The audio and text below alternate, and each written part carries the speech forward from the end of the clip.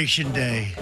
Waiting for a long Bangladeshi পণ্যে ৩৫% শুল্ক রাখলেন ট্রাম্প। ১ আগস্ট কার্যকর। বাংলাদেশ থেকে আমদানি করা পণ্যের উপর ৩৫% শুল্ক নির্ধারণ করলেন মার্কিন প্রেসিডেন্ট ডোনাল্ড ট্রাম্প।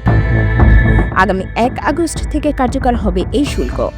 সোমবার ৭ জুলাই নিজের সামাজিক যোগাযোগ মাধ্যম ট্রুথ সোশ্যালে এই ঘোষণা দিয়েছেন তিনি।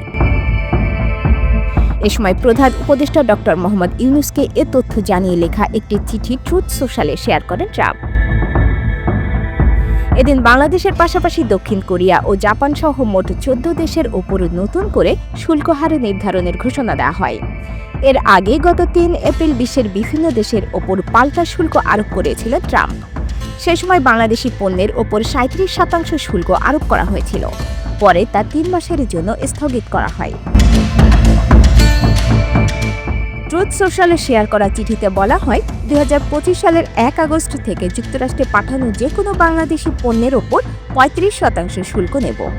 উচ্চ শুল্ক এড়াতে কোনো পণ্য তৃতীয় দেশ হয়ে পাঠালে সেই পণ্যে আরও বেশি শুল্ক বসবে।